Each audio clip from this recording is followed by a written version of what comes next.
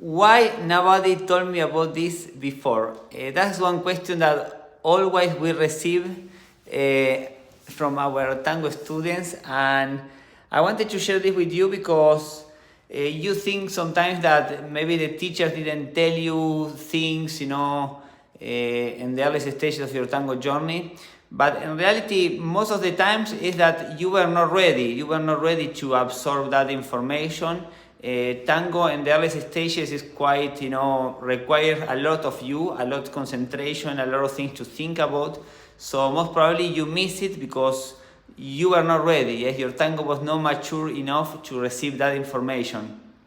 And I want to share with you today 3 things that I was teaching yesterday. I had many classes and it was interesting that many of the students had this problem, let's say, or they were making the same mistakes, no? So I wanted to share with you in case any of these resonate with you as well. So the first important thing that I want to tell you is that in tango, we don't do only movements. In tango, we are not moving all the time like other dances.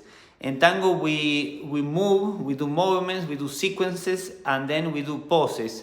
So in between the steps, we are posing in the dance. We are dancing to the pose. I was looking at some of the students and they were rushing so much that it felt almost like the tango was not breathing. The tango was not really tango, no? It was another type of exercise.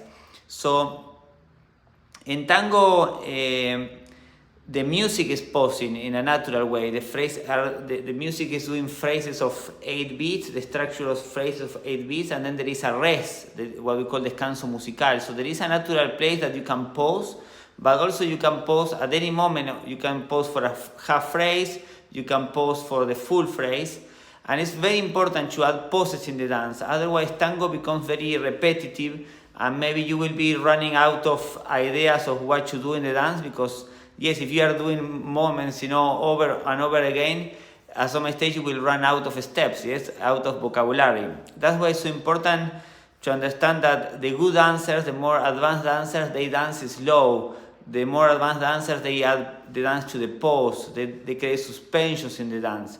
It's not about doing steps all the time. So don't think that your partner will be bored because you are posing. If you are posing with the music, if you are expressing something without pause, it's going to be an amazing experience for your partner, and you will have this calm moment, in the dance, to build the connection, to build that connection with your partner, with the music. So that's why it's so important to add pauses, to start expressing more the tango music and start finding more deep connection with your partner, that if you are moving all the time, probably you will not have the same quality, no? That is the important thing number 1. And the second important thing I want to tell you is that tango is a very, very elegant dance. In tango, you want to collect your feet. Always after every step that you do, you collect your feet. So I saw some dancers that they don't collect, that they leave light between the legs. It's not that it's not very elegant, no collecting. If not that your center is giving the wrong lead, because if I'm a leader and I don't collect, I will invite my partner until there, so she will not collect because I'm leading from the center and the follower is following from the center. So if I leave my center there, she will not collect. So and then it gets confusing. Your partner doesn't know if you want to do something else, or maybe you want to change the weight. So to be clear in the dance, you have to collect, because your partner will follow your center until that place where you collect your feet. So that's why it's so important. And also because tango is very clean, it's more elegant when you collect. Yes? So always collecting. Imagine your feet has a magnet that always are going to go together. It will be moments where maybe you will not collect to accelerate or to dance something different, but in general, what you want is to find that place where you collect. Take your time to collect your feet and to go to the next step, to make the dance more clear and more clean. Yeah, that's the second thing I wanted to share. And the last thing I wanted to share is listen to your partner. I know that depending on where you are in your tango journey, you are thinking a lot, about the steps, about the thing, about your posture, about your embrace, what the teacher told you to do. But in reality, is that when you are dancing tango, you should give 100% attention to your partner. You should be always thinking, where is my partner, what she's doing or what he's doing, and give that attention to listen to each other and to understand when to give space to your partner, when to give time to your partner, and to listen to your partner in a way to understand what he or she is proposing in the dance, which type of embrace, which type of physicality, which type of musicality they are expressing, what they want to express in the music. So we need a lot of attention to our partners.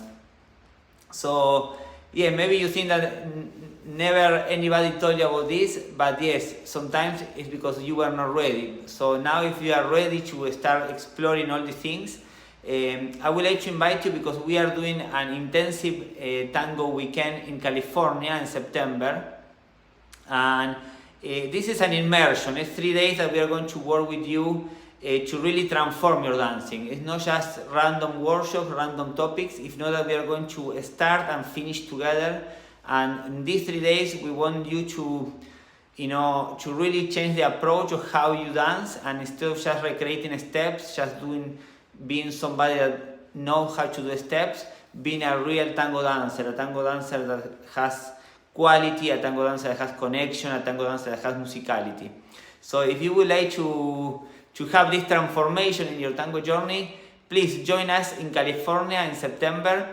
So we are going to open the registrations for this weekend in March, 22nd of March, we open the registrations.